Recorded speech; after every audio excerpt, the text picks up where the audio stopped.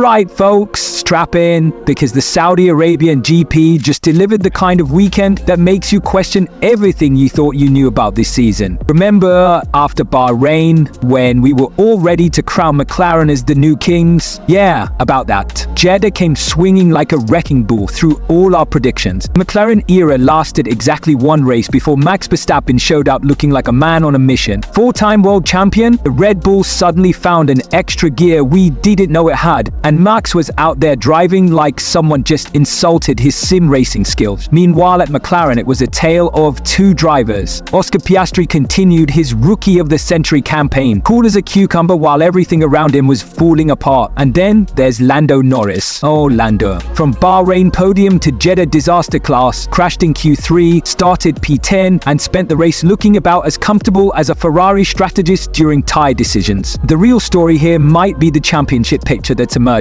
Max vs Oscar wasn't on anyone's bingo card this early in the season, but here we are, the hungry young gun versus the veteran who's not ready to surrender his crown. And let's not forget, Mercedes lurking in the shadows, waiting for both of them to slip up. This race weekend had it all. Practice sessions that felt like demolition derbies, qualifying drama that broke team radios up and down the pit lane, and a race that delivered more overtakes than a season of Drive to Survive. From Max's dominant comeback to Ferrari's latest comedy of errors, from McLaren's identity crisis to Alonso being Alonso, we've got all the madness to break down.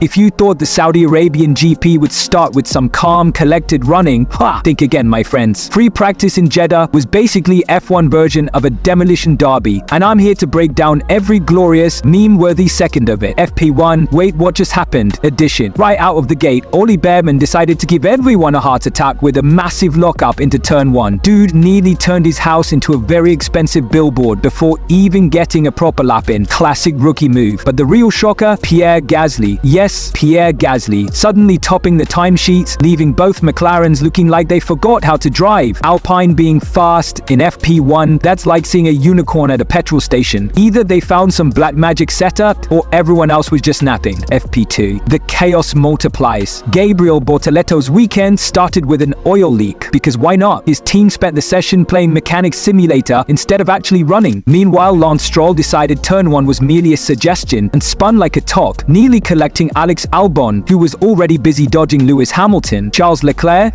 he just casually tried to redefine the track limits with a near miss that had Ferrari engineers reaching for the panic button. And then, as if the session needed more drama, Yuki Tsunoda said, "Hold my Red Bull," and binned it hard enough to bring out the red flag. At this point, we were all just waiting for someone to crash into the other crash. And then came FP3, or should I say, Yuki's extended coffee break. After his FP2 shunt, no curfew card used, no effort made, just Yuki sitting in the garage, probably scrolling through memes of his own crash. Meanwhile, everyone else was out there trying not to repeat Friday's Disastercass. So, to recap, Gasly trolled everyone, Stroll spun like a Beyblade, Yuki murdered his car, and FP3 was basically a glorified nap time. And this was just practice. If this is how the weekend started, just imagine what the race had in store. Buckle up, folks, we're just getting started. Ladies and gentlemen, boys and girls, F1 fans of all ages, what we just witnessed in Jeddah qualifying might go down as the most dramatic hour of the 2025 season so far. If you thought Bahrain gave us storylines, oh buddy, Saudi Arabia just cranked it up to 11 with a side of extra chaos. Let's start with Q1, where Alpine decided to remind us why they're the kings of comedy. Meanwhile, Gabriel Bortoleto treated turn 1 like his personal ice skating rink, spinning so dramatically he nearly took out the camera crew. At this point, we should have known we were in for a wild ride. Then came Q2, where the Racing Bulls, still can't say that name with a straight face, decided to pull their best impression of a backmarker team. Both cars out before Q3, with Yuki Tsunoda barely sneaking through in P7, probably still shaking off the PTSD from his FP2 crash. Lewis Hamilton, in true veteran fashion, scraping through in P10 while muttering something about needing more rear grip for the 800th time in his career. Jeddah, but Q3, sweet, beautiful, heartbreaking Q3. Lando Norris, who had been faster than Oscar through Sector 1 all weekend, chose the worst possible moment to rediscover the walls of Jeddah. 1 minute, he's setting purple sectors. The next, he's giving McLaren's carbon fiber budget a serious workout. The collective groan from Woking could probably be heard in Saudi Arabia. Meanwhile, up front, we were treated to a pole position battle for the ages. First runs had Max Verstappen going just 1,000th faster than Oscar, the kind of margin that makes engineers question their life choices. Then George Russell said, "Hold my energy drink," and stole the fastest first sector, only for Oscar to fire back with his own purple time. The tension in those final minutes was thicker than the tire rubber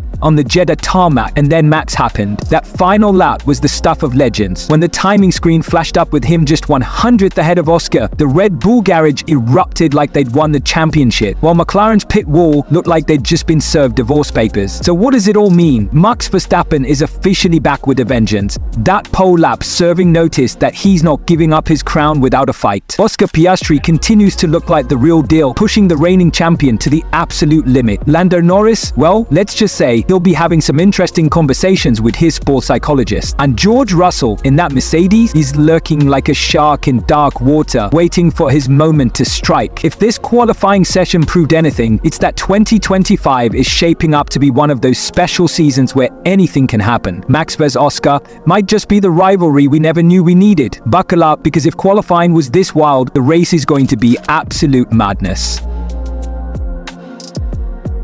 The Saudi Arabian GP race delivered more drama than a season finale of Drive to Survive. Buckle up, because we're about to relive all the chaotic, meme-worthy moments that made this an instant classic. Right from the start, Max Verstappen decided to give us all deja vu with another "I forgot how to launch a car" moment. Oscar Piastri pounced like a kangaroo on Red Bull, but Max, being Max, said, "Track limits, never heard of them," and straight up cut turn 2 like it was a suggestion. Cue the British commentators losing their minds like Max just kicked a puppy. Sorry guys, Orange Army rules apply here. Before we could even process that drama, Yuki and Pierre decided to reenact Tokyo Drift. In the middle of turn 4. Contact? Check. Broken wings? Check. Double DNF before lap 1 even ended? Chef's kiss. Safety car out. Everyone scrambling like it's Black Friday at the tire shop. The stewards finally woke up and hit Max with a 5-minute penalty, which of course he treated like a parking ticket. Annoying, but not gonna stop him. The safety car restart was so bad for Oscar,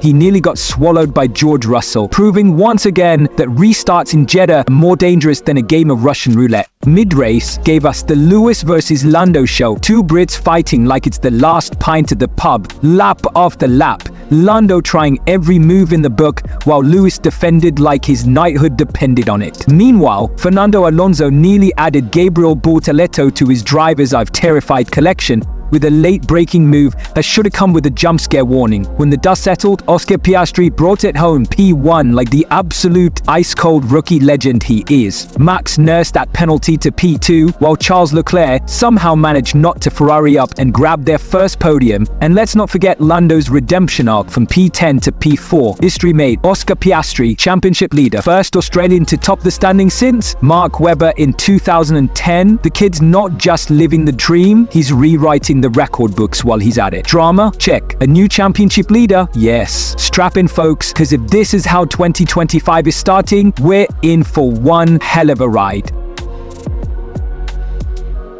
And just like that, the Saudi Arabian GP has left us with more storylines than a telenovela. Let's recap the madness. Oscar Piastri is now leading the championship. Let that sink in. Meanwhile, Max Verstappen is lurking just behind, probably already plotting his revenge. And Lando Norris somehow salvaged P4 from a weekend that started with him playing bumper cars in qualify. But the biggest surprise? Ferrari did it Ferrari for once. Charles Leclerc bringing home that shiny P3 trophy like he just won the lottery. And let's not forget the midfield chaos. Alpine somehow scoring points? Now, remember last year? Lando's first win, the papaya party? Guess who's arriving in Florida as championship leaders? And the potential for chaos? Let's just say, if Saudi was wild, Miami is about to be ungovernable.